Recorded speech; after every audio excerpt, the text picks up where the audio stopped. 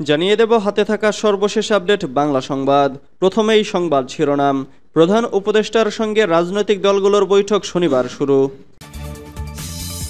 এরপর জানিয়ে দেব দীর্ঘ সময় পরে দেশে ফিরলেন মিজানুর রহমান আজহারী। এদিকে খাগড়াছড়িতে ১৪০ ধারা প্রত্যাহার। আরও জানিয়ে দিব লাশ গুনে গুনে ক্রসফায়ার বাণিজ্যের ভাগ নিতেন কামাল বেনজির। সর্বশেষ জানিয়ে দেব প্রশাসনে এখনও বহাল আওয়ামী লীগের দোসররা, বলেছেন মির্জা ফখরুল। এতক্ষণ শুনছিলেন সংবাদ শিরোনাম, এবারে বিস্তারিত।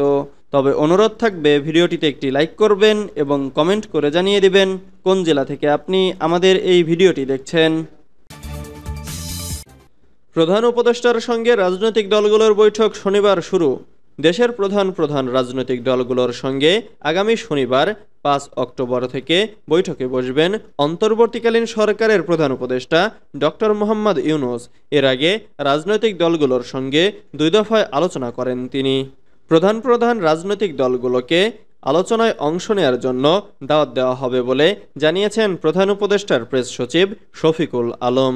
বুধবার ২ অক্টোবর সন্ধ্যায় রাজধানীর ফরেন সার্ভিস একাডেমিতে এক ব্রিফিংয়ে এসব তথ্য জানান তিনি বলেন, আগামী শনিবার থেকে রাজনৈতিক দলগুলোর সঙ্গে আলোচনা হবে।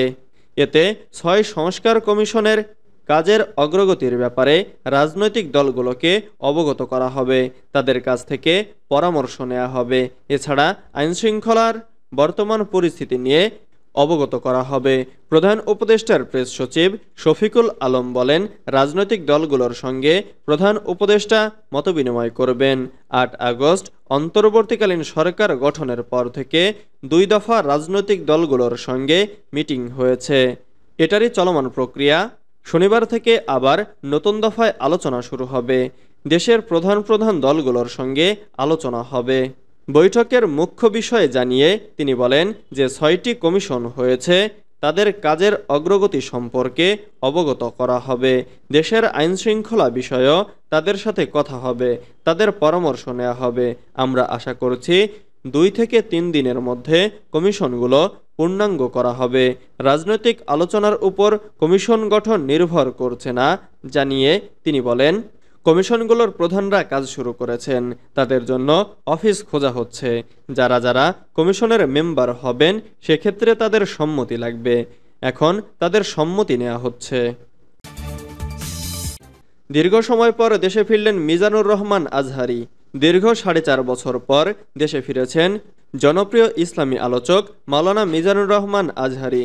আজ বুধবার ২ অক্টোবর নিজের ভেরিফাইড ফেসবুক পেজে নিজেই এ তথ্য নিশ্চিত করেছেন তিনি। ফেসবুক পোস্টে তিনি লিখেছেন, আলহামদুলিল্লাহ, সালামতে প্রিয় মাতৃভূমিতে এসে পৌঁছালাম।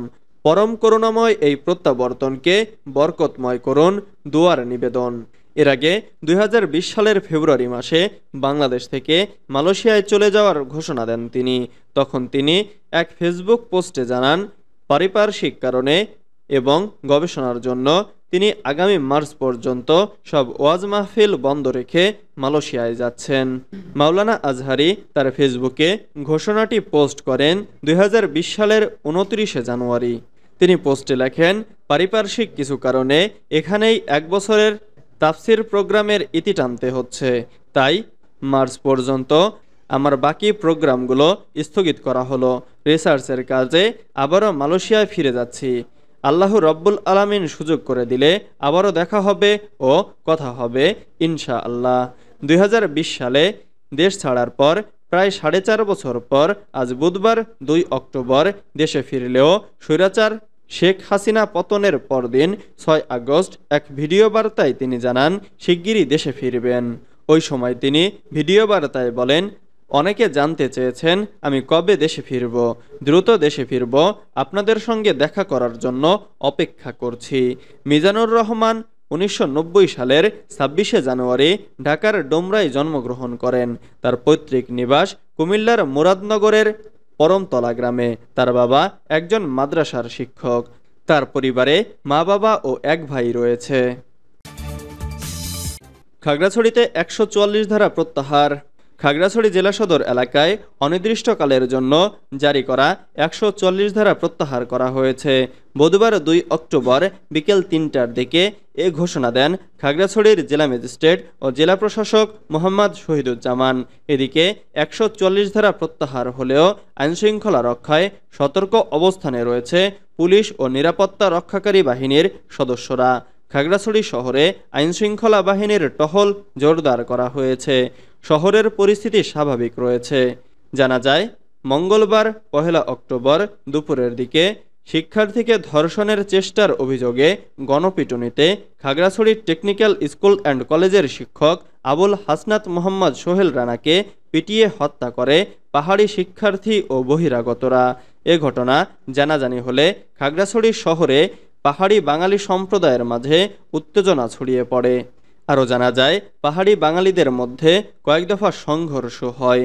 সংঘর্ষ চলাকালে জেলা শহরের পানখাইয়াপাড়া ও মহাজনপাড়া এলাকায় বেশ কয়েকটি দোকানপাট ভাঙচুর ও অগ্নিসংযোগ করা হয়। ব্যাপক ভাঙচুর চালানো হয় কেএসটিসি হাসপাতালে। এ ঘটনায় অনাকাঙ্ক্ষিত ঘটনা এড়াতে খাগড়াছড়ি সদর উপজেলায় ১৪০ ধারা জারি করে জেলা প্রশাসন। লাশ গুনে গুনে ক্রসফায়ার বাণিজ্যের ভাগ নিতেন কামাল ও বেনজির। ক্ষমতার অপব্যবহার করে দুর্নীতির মাধ্যমে হাজার কোটি টাকার সম্পদের তথ্য প্রকাশ্যে এসেছে পুলিশের সাবেক মহাপরিদর্শক বেনজির আহমেদ ও তার পরিবারের। সম্পদ অর্জনের পাশাপাশি বেনজিরের নানা অপকর্ম এখন ধীরে ধীরে প্রকাশ পাচ্ছে। এবার সেনাবাহিনীর অবসরপ্রাপ্ত মেজর সিনহা হত্যাকে ঘিরে আরেকটি চাঞ্চল্যকর তথ্য সামনে এসেছে বেনজিরের।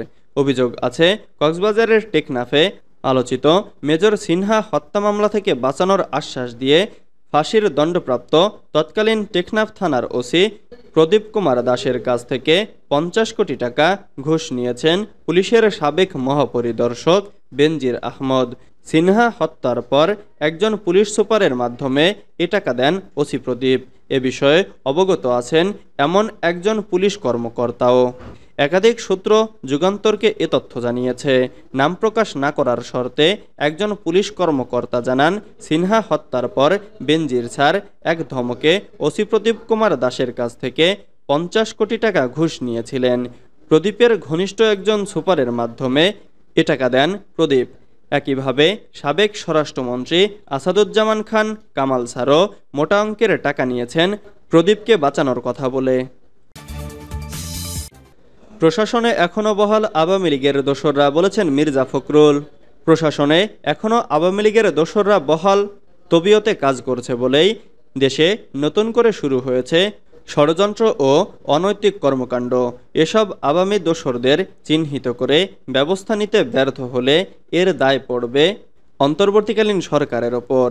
আওয়ামী শাসক গোষ্ঠীর দুঃশাসন থেকে মুক্ত হয়ে জনজীবনে যে স্বস্তির বাতাস বইছে সেটিকে নির্মূল করতেই এ ধরনের ঘৃণ্য ঘটনা ঘটানো হচ্ছে, যা খুবই উদ্বেগজনক। বুধবার এক বিবৃতিতে এসব কথা বলেছেন বিএনপি মহাসচিব মির্জা ফখরুল ইসলাম আলমগীর।